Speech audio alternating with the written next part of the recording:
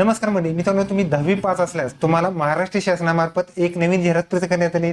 यामध्ये मित्रांनो तुम्हाला आदिवासी विकास विभाग यांच्या अंतर्गत चौकीदार गट ड वर्गाची पदभरती असणार आहेत. त्यासाठी हा फॉर्म सरळ सेवेने तुम्हाला या ठिकाणी भरायचा आहे. यामध्ये किमान 10वी पास असलेले विद्यार्थी या ठिकाणी हा अर्ज करू शकतात आणि पे स्केल जर बघितलं तर तुम्हाला 37,400 दरम्यान पगार सुद्धा तुम्हाला देण्यात जाणार. बाकी ह्या पदासाठी कोण अप्लाय करायचं, कसं अप्लाय करायचं, संपूर्ण माहिती ह्या व्हिडिओच्या माध्यमातून आपण जाणून घेणार आहोत. तर व्हिडिओ शेवटपर्यंत नक्की पहा. व्हिडिओला लाईक करा, शेअर करा, कमेंट करा. असेल म्हणून चॅनेलला सबस्क्राईब करून द्या, नक्की दाबा. आज चढा सुरू करूया. तर मित्रांनो या ठिकाणी पाहू शकता तुम्ही ट्रायबल डेव्हलपमेंट कमिशनर म्हणजे आदिवासी विकास आयुक्त यांच्या अंतर्गत सुधारित जाहिरात सरळ सेवा भरती 2026 चौकीदार पदाची गट ड वर्गाची तुम्हाला जाहिरात प्रसिद्ध करण्यात आलेली आहे. यामध्ये मित्रांनो जी नियमावली जुनी होती त्यामध्ये जर बघितलं तर सदर जाहिरातीमध्ये अनुसूचित जमाती करता 0 जागा दाखवण्यात आल्या होत्या. महाराष्ट्र राज्य आदिवासी विकास विभाग यांच्या अधिपत्याखाली शासकीय आश्रमशाळा व शासकीय वसतिगृहात एकूण 478 जागांसाठी नियमावली जाहीर करण्यात आली. प्रकल्प कार्याकडून मागणीनुसार उपलब्ध झालेली जी जागा आहेत 478 जागांसाठी तुम्हाला पदभरती असणार आहे. त्यासाठी जर बघितलं तर आदिवासी करता 37 आहेत आणि खुल्या प्रवर्गासाठी जर बघितलं तर 116 जागांसाठी उपलब्ध जागा करून देण्यात आलेल्या आहेत.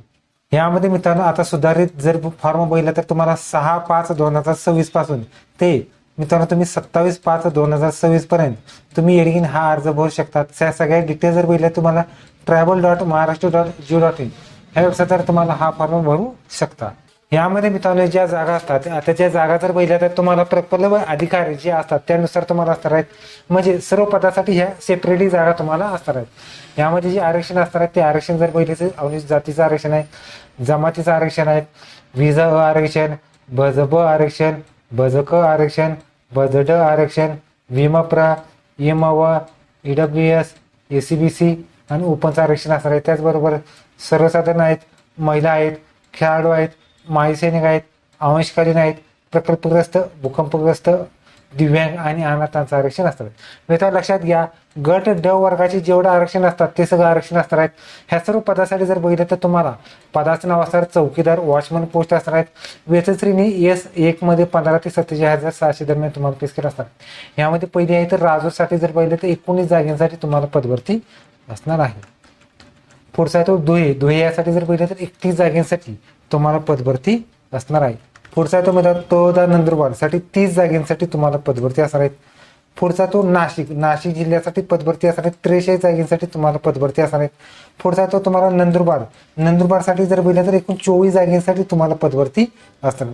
पुढचा तो कळवण जिल्हा नाशिक जागेसाठी बघितलं तर तुम्हाला 47 जागांसाठी तुम्हाला पदभरती असणार. पुढचा तो यावल जिल्हा जळगाव यासाठी 11 जागांसाठी तुम्हाला पदभरती असणार आहेत. पुढचा तो घोडेगाव तालुका आंबेगाव जिल्हा पुणे यासाठी तर बघितलं तर 31 जागांसाठी तुम्हाला पदभरती असणार आहेत. पुढचा तो मित्रांनो शहापूर जिल्हा ठाणे यांच्या अंतर्गत 19 जागांसाठी तुम्हाला पदभरती असणार आहेत. पुढचा तो मित्रांनो पेन रायगड यामध्ये जर बघितलं एकूण 13 जागांसाठी तुम्हाला पदभरती असणार. पुढचा तो मित्रांनो जवाहर जिल्हा पालघर यासाठी 17 जागांसाठी तुम्हाला पदभरती असणार आहेत. पुढचा तो डहाणू जिल्हा पालघर यासाठी जर बघितलं तर एकूण 26 जागांसाठी तुम्हाला पदभरती असणार. पुढचा जो सोलापूर जिल्ह्यासाठी जर बघितलं तर एकूण 8 जागांसाठी तुम्हाला पदभरती असणार आहे. पुढचा तो छत्रपती संभाजीनगर जिल्ह्यामध्ये जर बघितलं तर एकूण 14 जागांसाठी तुम्हाला पदभरती असणार. पुढचा तो पुसद जिल्हा यवतमाळ यासाठी जर बघितलं तर एकूण 9 जागांसाठी तुम्हाला पदभरती असणार आहेत. पुढचा तो मित्रांनो धारणी जिल्हा अमरावतीसाठी असणार आहेत. 23 जागेसाठी तुम्हाला सरळ सेने रिक्त पदाची जाहिरात असणार आहे. त्यासाठी पुढचा तो किनवट जिल्हा नांदेडसाठी जर असणार आहे त्यासाठी एकूण 2 जागांसाठी तुम्हाला पदभरती असणार आहेत. पुढचा तो कमळनुरी ह्यासाठी जिल्हा हिंगोलीसाठी पदभरती असणार आहे. ह्यासाठी एकूण 2 जागांसाठी तुम्हाला पदभरती असणार आहे. पुढचा तो मित्रांनो अकोला जिल्हा अकोला याद्वारे 17 जागांसाठी तुम्हाला पदभरती असणार आहे. पुढची पोस्ट आहे पंढरकवाड ह्यासाठी जर बघितलं तर यवतमाळ जिल्ह्यामध्ये एकूण 3 जागांसाठी तुम्हाला पदभरती असतात. पुढचा तो चिमूर जिल्हा चंद्रपूरसाठी एकूण 8 जागांसाठी तुम्हाला पदभरती असतात. पुढचा तो चंद्रपूर जिल्हा चंद्रपूरसाठी जर बघितलं तर एकूण 19 जागांसाठी तुम्हाला पदभरती असतात. पुढचा तो गडचिरोली जिल्ह्यामध्ये 13 जागांसाठी तुम्हाला पदभरती असणार आहेत. तो पुढचा तो भामरागड जिल्हा गडचिरोली यांच्या अंतर्गत जर बोललं तर एकूण 7 जागांसाठी तुम्हाला पदभरती असतात. पुढचा तो भंडारा जिल्ह्यामध्ये जर बोलले एकूण 7 जागा असणार आहेत. आणि देवरी जिल्हा गोंदियासाठी जर बघितलं तर एकूण 16 जागांसाठी तुम्हाला पदभरती आहे. पुढचा तो नागपूर जिल्ह्यासाठी जर बघितलं तर एकूण 8 जागांसाठी तुम्हाला पदभरती असणार आहेत. पुढचा तो वर्धा जिल्ह्यासाठी जर बघितलं तर एकूण 9 जागांसाठी तुम्हाला पदभरती असणार आहेत. पुढची पोस्ट आहेत अहेरी जिल्हा गडचिरोली यांच्या अंतर्गत जर बघितलं तर एकूण 2 जागांसाठी तुम्हाला पदभरती असणार. मित्रांनो ह्या जागा आहेत, त्या जागा जर बघितल्या तर तुम्हाला नवीन जागा या ठिकाणी असणार आहेत. त्यामध्ये काही पदासाठी 0 जागा असणार आहेत, काही पदासाठी 1, 2, 3 अशा पद्धतीने जागा असणार आहेत. यामध्ये जर बघितलं तर तुम्हाला 27 एप्रिल 2026 प्रसिद्ध केलेल्या जाहिरातीनुसार अनुषंगाने ऑनलाईन पद्धतीने तुम्हाला नेहमी अर्ज करायचा आहे. आता मी तुम्ही ह्यासाठी जर जे अर्ज करायचे त्यासाठी नियम व अटी शर्ती सुद्धा आहेत. जाहिरातीमध्ये नमूद केलेली पदसंख्येमध्ये व आरक्षणामध्ये वाढ किंवा बदल होण्याची शक्यता आहे. पदभरतीमध्ये व आरक्षणामध्ये बदल झाल्यास तसे या ठिकाणी तुम्हाला ऑफिशियल वेबसाईट तुम्हाला कळवण्यात येणार आहे. त्याचबरोबर जे राज्य शासनानुसार सर्व आरक्षण असतात ते सर्व आरक्षण तुम्हाला या ठिकाणी देण्यात येणार आहे. त्यामध्ये मी जर बघितलं तर खेळाडूंचं आरक्षण असणार आहे, दिव्यांगाचं आरक्षण आहे, अनाथांचं आरक्षण आहे, माजी सैनिकांचं आरक्षण आहे, प्रकल्पग्रस्त आरक्षण आहे, भूकंपग्रस्त आरक्षण आहे, अंशकाली पदवीधर आरक्षण आहे, हे सगळं आरक्षण असतात. ह्यासाठी पात्रता जर बघितली तर तुम्हाला उमेदवार हा भारतीय नागरिक असावा आणि महाराष्ट्राचा डोमासाली म्हणजे रहिवासी असावा. वयोमर्यादा जर बघितली तर 1/4/2026 रोजी वयोमर्यादा असणार आहे. ओपनसाठी 18 ते 2.5 वर्षापूर्वी तुम्ही हा अर्ज करायचा आहे. कास्टमध्ये असाल तर कोणत्याही कास्टसाठी 18 ते 63 वर्ष तुम्ही हा अर्ज करायचा आहे. त्याचबरोबर तुम्हाला क्रिमिनल सुद्धा लागू शकतं, म्हणजे नॉन क्रिमिनल जर बघितले तर विजा अ, बज ब, बज क, बज ड, इमा व ECBC किंवा EWS असेल तर सुद्धा तुम्ही या ठिकाणी हा अर्ज भरता येणार आहे. त्यासाठी शैक्षणिक अर्हता पेस्केल पात्रता जर बघितलं तर चौकीदार पदाचं नाव आहेत. S1 मध्ये 15 ते 47,600 दरम्यान पेस्केल असणार आहेत. 10वी फक्त पास असलेले विद्यार्थी तुम्ही या ठिकाणी हा अर्ज करू शकता. निवड प्रकार जर बघितलं तर तुम्हाला निवड प्रकार असणार आहेत. त्यामध्ये तुम्हाला कॉम्प्युटर बेस एक्झाम असणार आहेत.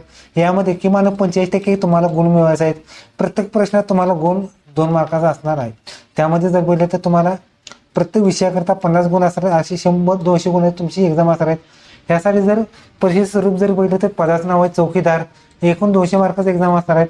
मराठी 50 प्रश्न, इंग्रजी 50 प्रश्न, सामान्य 50 मार्काची, बुद्धिचाचणी 50 मार्क, अशी मित्रांनो 200 मार्काची एक्झाम असणार आहेत. त्यामध्ये किमान तुम्हाला 45% म्हणजे 90 मार्क तुम्हाला मिळवायचे आहेत. यासाठी 120 मिनिटं तुम्हाला वेळ असणार आहे. त्यासाठी जर परीक्षा शुल्क जर बघितलं तर परीक्षा शुल्क असणार आहेत. सर्वसाधारणसाठी 1000 रुपये परीक्षा शुल्क असणार आहेत. कास्ट असेल तर तुम्हाला 900 रुपये तुम्हाला परीक्षा शुल्क असणार आहेत. 10% सूट असणार आहेत. आणि माजी सैनिकांसाठी, दिव्यांग माजी सैनिकांसाठी कोणते परीक्षा शुल्क नसणार आहेत. आणि परीक्षा फी नॉन रिफंड तुम्हाला फी असणार आहे. अर्ज सादर करण्याची पद्धत जर बघितली तर तुम्हाला हा फॉर्म ऑनलाईन स्वरूपाचा फॉर्म भरायचा आहे. आपल्या वेबसाईटद्वारे आणि यूट्यूबवरती तुम्हाला पाहू शकतात. फॉर्म कसा भरायचा याचा व्हिडिओ बनवला आहे, त्याची लिंक डिस्क्रिप्शन बॉक्समध्ये तुम्हाला मिळून जाईल. ह्या सगळ्या डिटेल्सवर तुम्ही बघितलं तर TDC वॉचमन 2026.cbt exam.in ह्या सुद्धा तुम्हाला 6/5/2026 पासून ते 27/5/2026 पर्यंत तुम्ही हा अर्ज भरायचा आहे. यामध्ये मित्रांनो तुम्हाला फॉर्म भरत असताना जर बघितलं तर तुम्हाला फोटो अपलोड करायचे आहेत. फोटो साईज बघितली तर 4.5x3 फोटो अपलोड करायचे आहेत. त्याचबरोबर ब्लॅक पेन सही सुद्धा अपलोड करायचे आहेत. स्वतःचा डाव्या अंगठा न्या किंवा काया शाईने अपलोड करायचे आणि डिक्लेरेशन आहेत ते डिक्लेरेशन घेऊन सुद्धा तुम्हाला हा अर्ज मध्ये अपलोड करायचे आहे. त्याचबरोबर तुम्ही अर्ज सादर करण्यासाठी सूचना सुद्धा आहेत. ह्या सुद्धा तुम्हाला पहिल्यांदा रजिस्ट्रेशन करायचं आहे, नंतर सगळा फॉर्म फिलअप करायचा आहे, फॉर्म प्रिव्ह्यू करायचा आहे आणि पेमेंट सुद्धा तुम्हाला करायचं आहे. मित्रांनो पेमेंट जर बघितलं तर तुम्हाला रुपये, credit card, debit card, net banking किंवा UPI तुम्ही फी भरू शकता. त्याचबरोबर स्कॅनिंग जर बघितलं तर तुम्हाला फोटो स्कॅन करायचे आहेत. सही आणि डॉक्युमेंट्समध्ये जर बघितलं तर लेफ्ट हँड थंब असेल, सही असेल आणि डिक्लेरेशन हे तुम्हाला ठिकाणी अपलोड करून फॉर्म भरायचा आहे. त्याचबरोबर ऑनलाईन अर्ज सादर करताना तुम्हाला एक्झाम सेंटर सुद्धा द्यायचे आहेत. त्यापैकी एक एक्झाम सेंटरमध्ये तुमची एक्झाम होणार आहे. ओके, तरी तुम्ही तर तुम्हाला 10वी पासवरती महाराष्ट्र शासनाची एक नवी जाहिरात व्हिडिओ कसा लाईक करा, शेअर करा, कमेंट करा. धन्यवाद. जय हिंद, जय महाराष्ट्र.